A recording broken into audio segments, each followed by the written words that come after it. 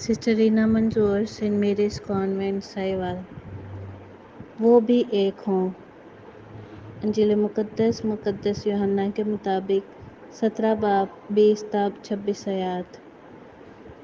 اس وقت یسوع نے اپنی آنکھیں آسمان کی طرف اٹھا کر کہا، اے قدوس باپ، میں صرف انہی کے لیے نہیں بلکہ ان کے لیے بھی عرض کرتا ہوں جو ان کے کلام کے وسیلے سے مجھ پر ایمان لائیں گے، تاکہ وہ سب ایک ہوں، اور جس طرح کہ تو اے باپ مجھ میں ہے اور میں تجھ میں ہوں، وہ بھی ہم میں ایک ہوں، تاکہ دنیا ایمان لائے کہ تو نے مجھے بھیجا ہے، اور وہ جلال جو تو نے مجھے دیا ہے میں نے انہیں دیا ہے، تاکہ وہ ایک ہوں جس طرح کہ ہم ایک ہیں، میں ان میں اور تو مجھ میں، تاکہ یہ وحدت میں کامل ہو جائیں، اور تاکہ دنیا جان لے کہ تو نے مجھے بھیجا ہے، اور کہ جس طرح تو نے مجھے پیار کیا ہے اسی طرح انہیں بھی پیار کیا ہے۔ اے باپ، میں چاہتا ہوں کہ وہ بھی جنہیں تو نے مجھے بخشا ہے جہاں میں ہوں میرے ساتھ ہوں، تاکہ میرے اس جلال کو دیکھیں جو تو نے مجھے دیا ہے، اس لیے کہ تو نے دنیا کی تکوین سے پیشتر ہی مجھے پیار کیا۔ اے عادل باپ، دنیا نے تجھے نہیں جانا مگر میں نے تجھے جانا ہے، اور میں نے تیرا نام ان پر ظاہر کیا ہے اور ظاہر کروں گا، تاکہ وہ پیار جس سے تو نے مجھے پیار کیا ہے ان میں ہو اور میں ان میں ہوں۔ انجیل مقدس کے وسیلے سے ہمارے گناہ معاف کیے جائیں۔ MC تیری ستائش ہو۔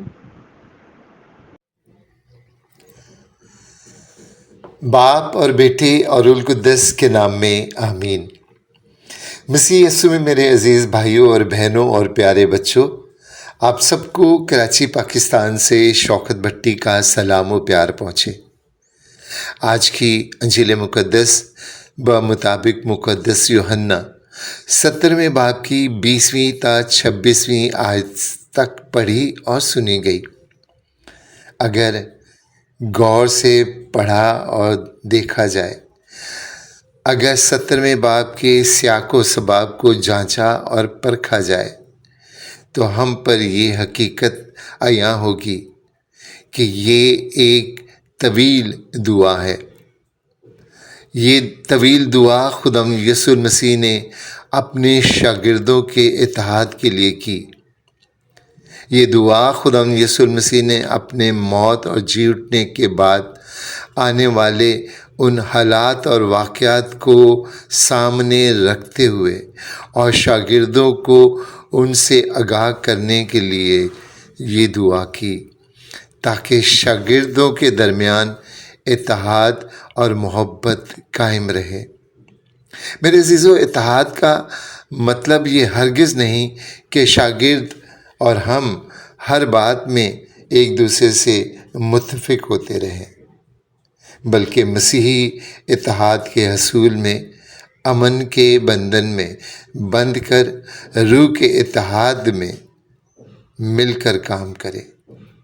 خداوند یسوع مسیح نے یہ دعا اس لیے کی تاکہ کلیسیا نیکی اور بھلائی اور نجات کے کام مل کر کرے، تاکہ باپ اور بیٹے کو جلال ملے۔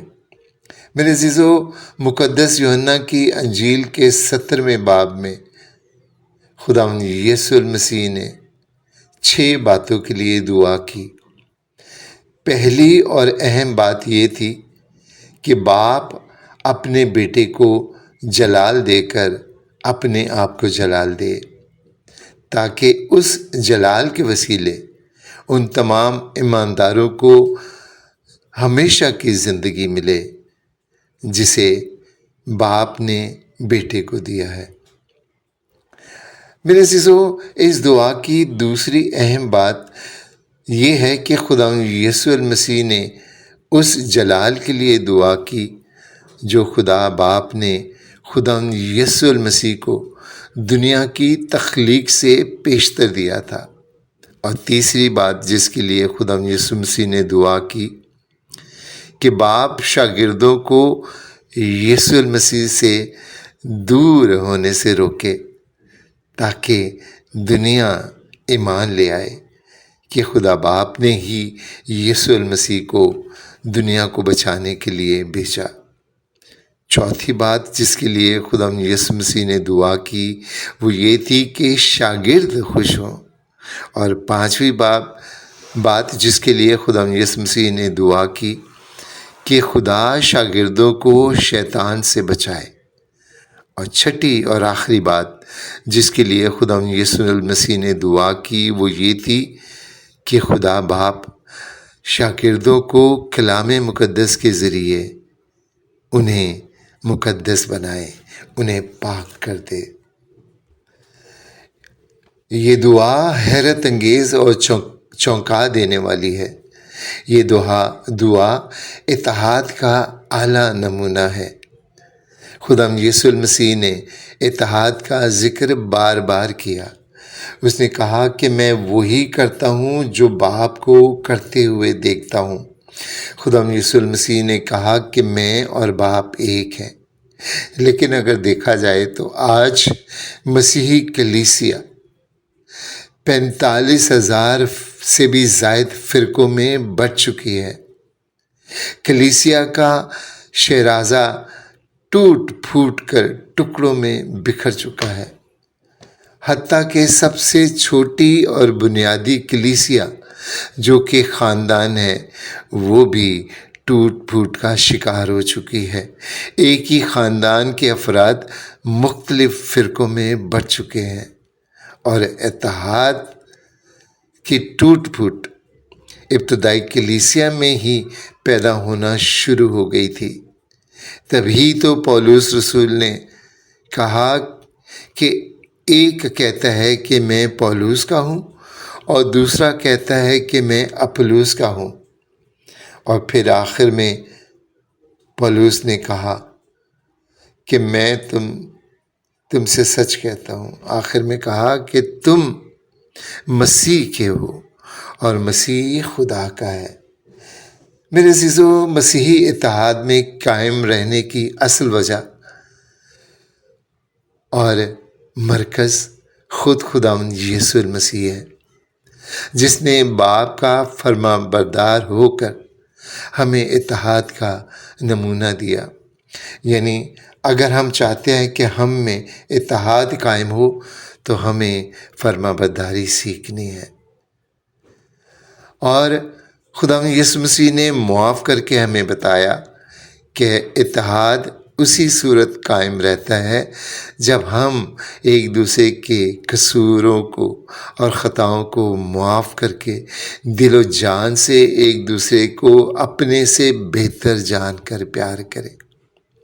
جب ہم خود غرض نہ بنیں، صبر کریں، حسد نہ کریں، ناراستی کے کام نہ کریں، راستی سے خوش ہوں اور دوسروں کی عیب جوئی نہ کریں، ان کے لیے خود ساختہ عدالتیں لگا کر انہیں سزائیں نہ دیں، ان کے گناہوں کو ڈھانپ لیں، کیونکہ خدا بھی انسان کے مرنے کے بعد ہی اس کے گناہوں کا حساب کرے گا اور اس کا فیصلہ کرتا ہے۔ انسان کے گناہوں کو چھپائے رکھتا ہے اور طویل صبر کرتا ہے۔ میرے عزیزوں، مسیحی اتحاد کے لیے کلام مقدس پڑھیں۔ مسیحی اتحاد قائم رکھنے کے لیے ایک دوسرے کے لیے دعا کریں، جیسے خداوند یسوع المسیح نے دعا کی۔ مسیحی اتحاد کے لیے روح القدس سے مدد مانگے، کیونکہ روح القدس کی نعمتوں سے بڑھ کر ہمیں روح القدس کے پھلوں کی ضرورت ہے، کیونکہ یہ پھل ہی ہیں جن کے ذریعے سے ہم خدا کی بادشاہی میں داخل ہو سکتے ہیں۔ اور یہ پھل ہمیں روح القدس ہی عطا کرتا ہے، اور انہی پھلوں کے وسیلہ سے ہم میں اتحاد قائم ہو سکتا ہے۔ میرے عزیزو، شیطان کی چالوں اور حربوں اور مکاریوں سے واقف رہیں، ان سے بچیں، ان سے آگاہ رہیں، کیونکہ شیطان انسان کو انسان سے اور پھر خدا سے جدا کر کے موت کی جانب لے جاتا ہے، جبکہ خدا یسوع المسیح میں متحد ہو کر ہم ہمیشہ کی زندگی اور آسمانی بادشاہت کے حقدار بن جاتے ہیں۔ اس لیے میرے عزیزو، آئیں ہم سب آپس میں اتحاد اور محبت قائم رکھیں۔ خدا ہم سب کو برکت دے، آمین۔